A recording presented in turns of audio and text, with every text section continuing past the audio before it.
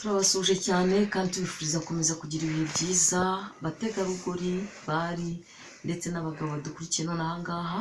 Nizeye ko mumeze neza. Rero uyu munsi tugiye kubigisha ku mpamvu zituma umugore ashobora kuba yafuha ndetse cyane ariko birenze.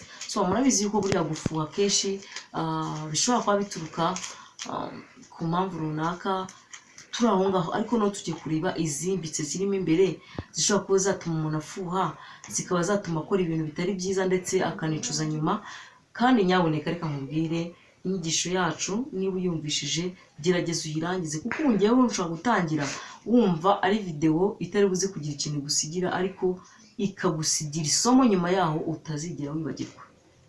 Twagiye rero, ni ukuvuga ngo ikintu cya mbere, abagabo nyaboneka mwihangane, si ukubatokinga cyane, si ukubagira gute, ahubwo ikintu mba ashaka kugira ngo mbereke ni ukubera ko hari utuntu mukora kandi mukaba muzi ko ari twiza ariko ari tubi, tuzagira ingaruka ku bantu muri rusange. Ni ukuvuga ngo rero abagabo akenshi bajya bakunda kugira igituma abagore baba barakara, kandi buriya umugore yarakaye satani aramanuka agafata icyitegererezo. Ibyo bintu mujye mubyibuka. Buriya umugore, ijambo umugore nshuti yanjye ni ibintu nyine mwebwe mutahita mwiyumvisha, ariko abagore bagira akantu mu mutima.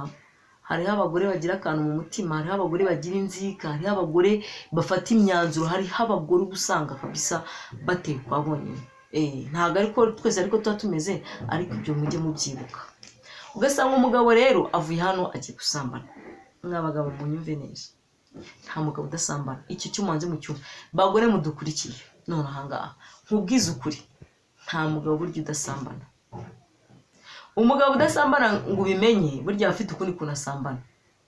Ariko nagira nkubwize ukuri ngo abagabo Imana yabarema nyirari rihoraho. Wareba umugore agahita avuga ati uri wanyereka ukuntu ameze, nabikora gutya na gutya, sibyo?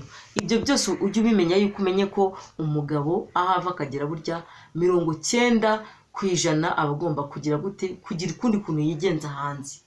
Ibyo si ikibazo rero kuko twamaze kubyakira, ahubwo ikibazo abikora ate, sibyo?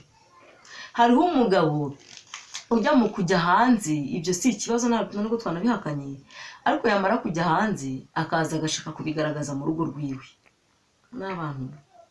Iyo ni ingeso umugore adashaka kubabarira, kuko ngewe buriya waramutse wanciye inyuma simbimenye, ugakomeza ukamahira nk'uko wamahiraga, ugakomeza ukanyitaho nk'uko wanyitagaho, ugakomeza niba ari inyama naryaga rimwe mu cyumweru nkayirya, nshuti yanjye ntubinyereke, n'ubundi nkomeza nkagufata nk'umugabo wanjye nta cyahindutse. Ariko utangiye guhindura imico ngo kwanze ngo bakuryohereje, mani menye umuntu mudahorana akagomba gukora uko ashoboye kugira ngo agutware umutima. Umugore wawe rero mubana mu rugo, hari ibyo atazakora bitewe n'uko ananiwe, hari ibyo atazakora bitewe n'uko nawe utigeze umwitaho, ariko ugeze hanze hari ibyo ukora nawe ubwawe urabizi neza ko utajya ukora mu rugo. Hari imbaraga ukoresha utajya ukoresha mu rugo, ibyo urabizi. Hari ugutegura umugore ujya utegura kandi utajya ubikora mu rugo. Ibyo byose ujye umenya ko bishobora kugira gute, bishobora kwangiriza isura y'umugore wawe mu buryo mubikoramo mu buriri. Rero iyo umaze kugera hanze ukumva itandukaniro, ukumva biraryoshye cyane. Hariho abagabo usanga bahita batangira kwihenura, agatangira niba yahagaga agatangira akagabanya iposho. Niba yasigaga 5 mu rugo agatangira agasiga 4, ejo agasiga 3, uganda ari kujya he hahandi, cyangwa se ntiyanayabuze ariko avuga ati akazuni ndamuhahira mu iki, n'ubundi n'abana banyandi guhahira gusa. Umugore yamara kubona ko ibyo bintu bitangiye kumera gutyo, kandi mu myaka 10 mwari mumaranye nta byabaye, agahita avuga ati no mugabo afite agace ari guhindiramo. Umushahara ni wagabanyutse, ubuzima twe tubayeho ntibwahindutse, kubera iki? Yahinduye imico, agatangira kukwigaho, agatangira akagufuhira. Icyo ni icya mbere. Icya kabiri, abagabo murara kuri telefone, nshuti yanjye, message acicikana, umugore akagushushanya akakubeshya ngo yasinziriye kandi ari maso ari kukumva.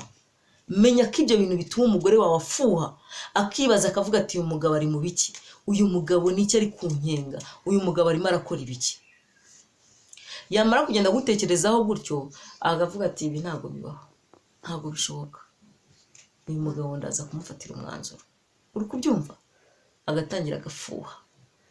Mugabanye ifuhe mu mago yanyu, mugabanye. Abagabo kandi mugerageze mu bikore. Kandi n'umugore watangiye kujya hanze burya atuma umugabo wafuha. Niyo mpamvu uzasanga abantu benshi bicana, baratemana, barazira utuntu tw'utugoryi, reka tubyite utugoryi ariko bwe ntabwo ari utugoryi kuko umutima w'umuntu uba wababaye. Cyane niba naragushatse ngukunze, gerageza niba unagiye ngewe nshobora no kugufasha mukanagenda yewe kuko mbazi ko abagabo bagenda ariko ntabibonye mu bundi buryo, sibyo? Buriya hariho abagabo tse dukunda kuganira nkasanga bazi ubwenge, umugabo akakubwira ati ngewe umushahara w'ukwezi wose muhereza madamu, niba umenya ngo bagize gute bampembye amafaranga nkayamuhereza, ayo mafaranga iyo nyamuhaye njyewe nta kindi kibazo ambaza, aravuga ati ese arajya kugura indaya arabona amafaranga yiha, ese arajya mu ntuze niyo ndaya atayigura arajya muri shambure abona amafaranga atangamo, ntayari bubone kuko amafaranga y'umushahara wose yayamaye. Kumbe wenda umugabo yigirira utuntu tw'utugavugavu hirya no hino yibonera, hanyuma noneho akarangiza akagira gute akajya kwishimisha. Urumva umugore nk'uwo ntabwo apfa kugukeka, ariko umugabo nshuti yanjye niba ushaka kubaka urugo rwawe gerageza utume ifuhe mu rugo ritagabonekaye. Nutuma umugore afuha, nutuma umugore abangamirwa akarakara akavuga ati ngiye umugabo wanjye noneho ngiye kumucukumbura, uzahura n'ibibazo kandi ibyo bibazo nuhura nabyo bizagukorera ishyano. Rero njyewe inama nakugira, nta mugabo utajya hanze ahubwo iga uburyo ugendamo, iga uburyo udasiga ikizibiti inyuma. Ese umujura ntabwo aza akakwiba kandi ntunamenye nuko yanakwibye, kandi barakubaza ati bigenze bite ukaba utamenya n'icyo wavuga. Kiyo umuntu yaranyibye kabisa ngiye no kurega mbura n'ibyo mvuga tabibura pe, kandi yanyibye kandi byumvikana ko yanyibye, ariko mu gihe utabonye ikimenyetso nta kindi warenza. Mu gihe umugore watabonye ikimenyetso ntago yakurega, ntago yagutsinda, ntago bishoboka. Rero twanze divorce za hato na hato kubera ifuhe, twanze gufata imyanzuro yo gutabana kubera ifuhe, twanze ibintu bibi bituruka ku bagabo batatekereza ku kintu bagiye gukora n'ingaruka zigomba kugira gute kuba zababaho. Kuko iyo ugize ikibazo cyo kuba abana bawe babagutanye cyangwa babajugunya ahantu runaka, umwana agakura nabi, icyo gihe ntabwo umwana ashyira ikosa kuri nyina gusa, ahubwo mwembi abafatira aho amakosa, ugasanga umwana akuze mu buryo butari bwiza. Ibyo byose iyo turi kubibigisha tureba ku ngaruka zigaruka ku muryango.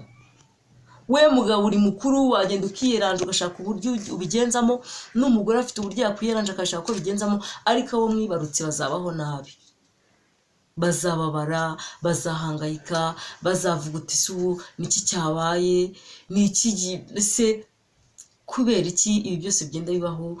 Mbese bazababara, batangire bashake hagati ya nyina na se ninde ufite amakosa, abana bagende bajye kubaho nabi. Hari igihe umugore azagenda akagusiga akajyana abo bana kubera ifuhe, namara kubajyana nta bushobozi azagira bwo kubarera, namara kubura ubushobozi bwo kubarera azajugunya cyangwa ajyane kwa nyirakuru, abana babeho uko bashaka, bajye birwa basimbuka ibipangu.